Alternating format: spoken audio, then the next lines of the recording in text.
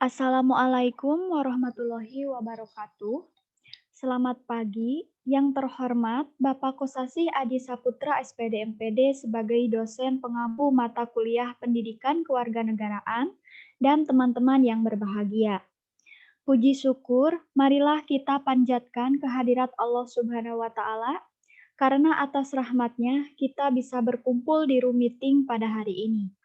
Tak lupa juga sholawat serta salam, semoga tetap tercurahkan pada junjungan kita Nabi Muhammad SAW. Izinkan saya untuk memperkenalkan anggota kelompok 6. Yang pertama, ada Sebina Angrelia Prastika dengan NPM 204102015 sebagai pemateri. Saya sendiri, Dita Rosalinda, dengan NPM 204102027 sebagai moderator dan sekaligus pemateri. Dan yang terakhir ada Rizkia Aulia dengan NPM 204102010 sebagai pemateri. Sebelumnya, saya akan membacakan susunan kegiatan diskusi yang akan dilakukan hari ini. Di antaranya pertama ada pembukaan, yang kedua penyampaian materi, yang ketiga sesi tanya jawab, yang keempat ada penutup. Acara yang pertama adalah pembukaan. Marilah kita mengucapkan basmalah bersama-sama. Bismillahirrahmanirrahim. Selanjutnya, yaitu penyampaian materi.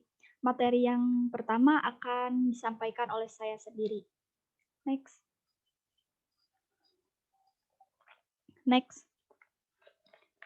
Yang pertama ada pengertian hukum.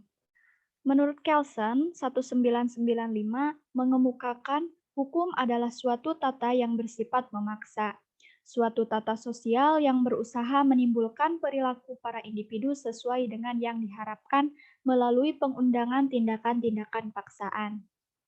Di dalam literatur, penemuan hukum merupakan sebuah proses pembentukan hukum oleh hakim atau aparat penegak hukum lainnya yang ditugaskan untuk implementasi peraturan hukum umum pada suatu peristiwa yang bersifat umum dengan mengingat akan peristiwa konkret tertentu.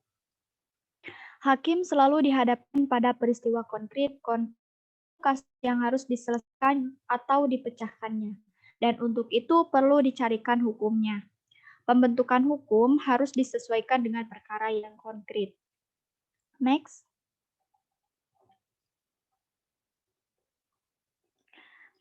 Berikut merupakan contoh pengertian hukum menurut beberapa ahli.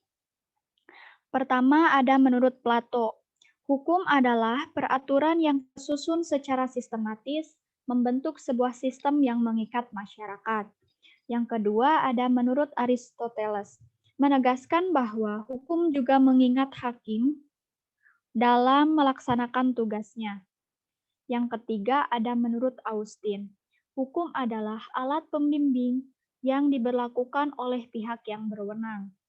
Yang keempat ada menurut Cicero, hukum sebagai hasil pemikiran atau akal yang tinggi yang bertugas mengatur tentang hal yang baik dan buruk. Yang kelima ada menurut Utrecht, hukum merupakan himpunan petunjuk hidup yang mengatur tentang tata tertib dalam masyarakat. Masyarakat harusnya menaati karena kalau dilanggar akan mendapatkan tindakan dari pemerintah. Yang keenam ada menurut Myers, hukum adalah aturan yang mengandung pertimbangan kesusilaan ditinjau kepada tingkah laku manusia dalam masyarakat dan menjadi pedoman penguasa dalam melaksanakan tugasnya. Yang ketujuh ada menurut Immanuel Kant, hukum adalah keseluruhan syarat dengan kehendak dari orang yang satu dapat menyesuaikan dengan kehendak bebas dari orang lain. Yang kedelapan ada menurut Van Aveldorn, hukum sebagai gejala sosial. Semua masyarakat mengenal hukum. Dengan demikian, hukum menjadi aspek agama, kesusilaan, adat istiadat, dan kebiasaan. Kemudian yang terakhir ada menurut M.H. Tirta Atmijata. Semua aturan yang wajib ditaati dalam pergaulan hidup, adanya ancaman apabila melanggar. Seseorang dapat menentukan mana yang baik dan yang buruk melalui hukum. Hukum sebagai petunjuk kehidupan akan mengatur perilaku manusia dan apabila dilanggar akan menimbulkan konsekuensi negatif berupa sanksi. Terima kasih. Kemudian selanjutnya akan disampaikan oleh Saudari Rizkia Aulia. Kepadanya dipersilahkan. Baik, terima kasih kepada moderator yang telah mengerahkan saya untuk menjelaskan mengenai sifat-sifat hukum. Tentu saja setelah tadi kita lihat mengenai definisi terkait dengan hukum dan juga definisi terkait hukum oleh para ahli, kita akan melihat karakteristik dari hukum itu sendiri. Karakteristik atau sifat-sifat hukum ini apa saja? Yaitu terdiri dari atas hukum yang bersifat mengatur, hukum yang bersifat memaksa, dan hukum yang bersifat melindungi. Saya akan memaparkan ketiga hal tersebut secara rinci. Yang pertama, hukum yang bersifat mengatur. Hukum sebagai peraturan dalam bentuk larangan maupun perintah yang berfungsi untuk mengatur berbagai sikap manusia dalam kehidupan. Penerapan hukum bertujuan menciptakan sebuah keteraturan, keamanan, kedamaian dalam hidup bermasyarakat. Selanjutnya, hukum mengenai hukum ini bersifat memaksa. Nah, hukum dapat bersifat memaksa tentu saja karena tidak setiap orang dapat menerima sebuah peraturan dengan baik. Maka dari itu, sifat hukum yang memaksa inilah yang akan membuat setiap orang yang berada di satu daerah tersebut terpaksa melakukan hal tersebut demi melangsungkan kehidupan yang bersifat damai. Selanjutnya akan ada sanksi bagi setiap pelanggaran aturan-aturan dalam pergaulan hidup yang membuktikan bahwa hukum bersifat memaksa. Artinya, hukum memiliki kekuatan atau power dan kewenangan atau authority untuk memaksa setiap orang mematuhi setiap peraturan. Dan yang terakhir, hukum bersifat melindungi. Tidak peduli sekaya apapun, sehebat apapun, dan setinggi apapun jabatan seseorang, setiap orang memiliki hak yang sama dalam kehidupan berbangsa dan bernegara. Hukum diciptakan untuk melindungi hak setiap orang. Keharmonisan antara ketertiban dan keamanan perlu dijaga demi tercapainya kedamaian. Ketertiban dan keamanan merupakan pencerminan keterikatan dan sikap disiplin yang tidak dapat dipisahkan. Sekian dari saya kembalikan lagi kepada moderator. Terima kasih kepada Saudari Rizkia yang telah menyampaikan materinya. Kemudian materi yang terakhir akan disampaikan oleh Saudari Sebina. Kepadanya dipersilahkan. Baik, terima kasih kepada moderator yang sudah mempersilahkan saya. Selanjutnya, saya di sini akan menjelaskan tentang contoh kasus hukum di Indonesia. Next.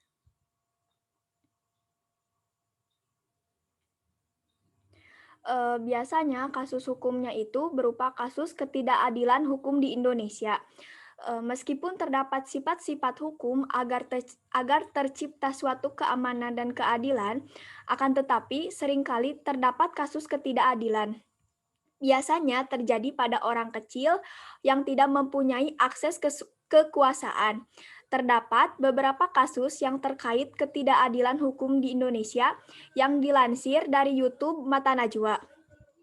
Yang pertama, kasus Semangka yang terjadi di Kediri tahun 2009, yang terjadi pada Suyanto dan Holil, dengan kasus pencurian semangka seharga Rp30.000, dengan hukuman percobaan 15 hari penjara.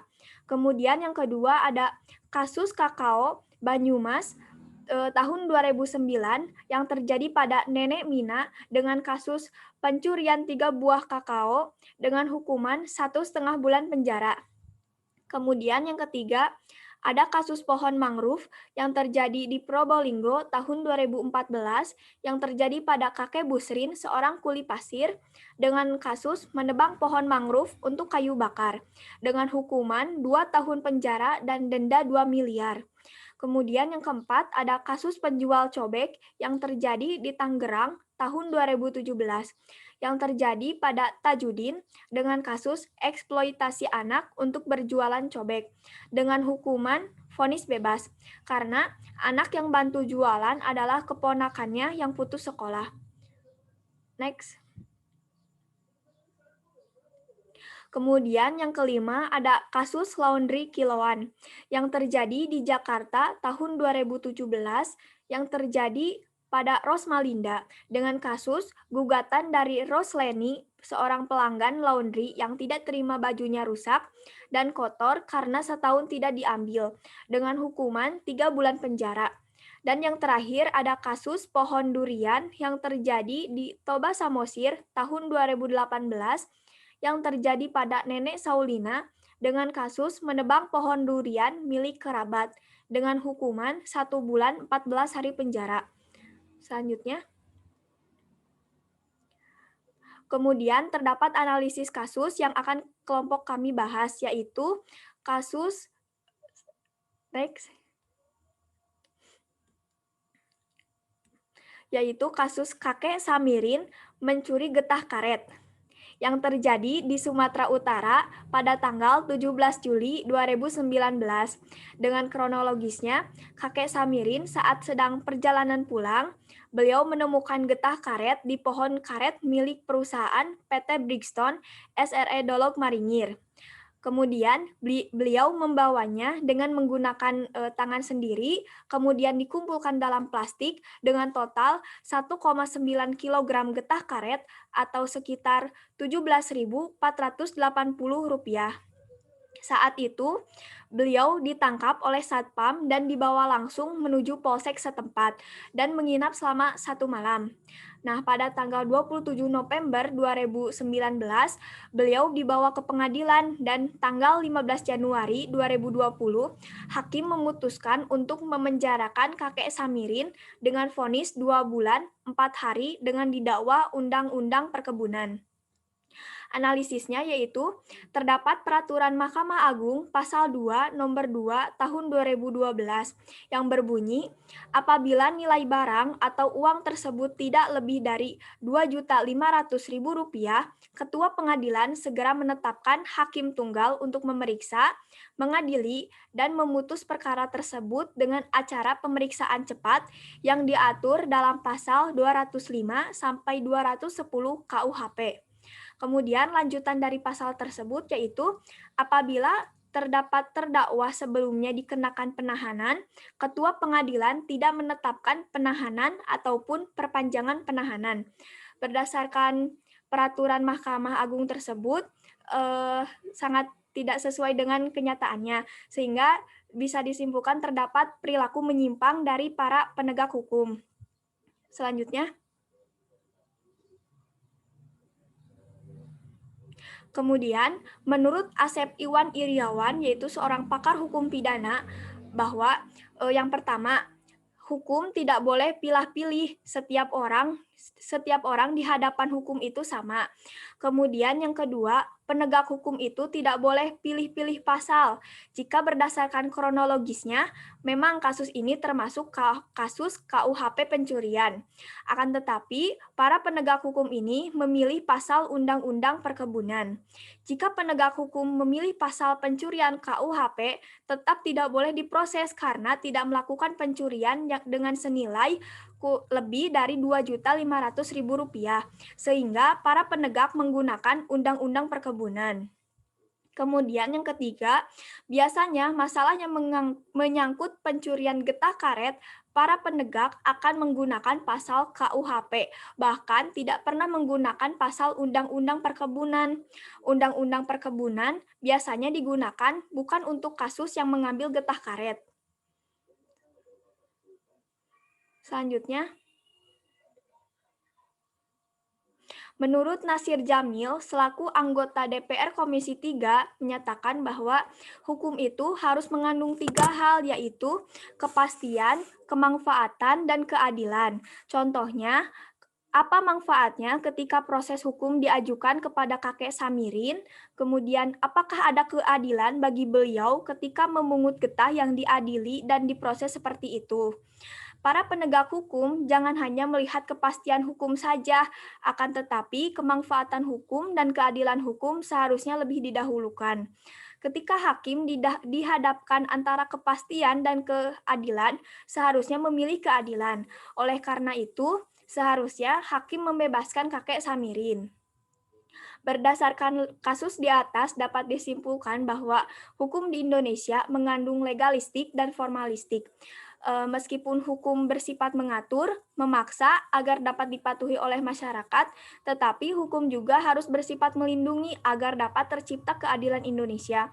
Seharusnya orang seperti kakek Samirin itu dilindungi oleh negara dan perusahaan yang terkait harus memumpuninya agar kakek bisa menghidupi kehidupannya. Sekian materi yang dapat saya sampaikan, saya kembalikan kepada moderator. Terima kasih kepada Saudari Sebina yang telah menyampaikan materinya. Selanjutnya adalah sesi tanya jawab.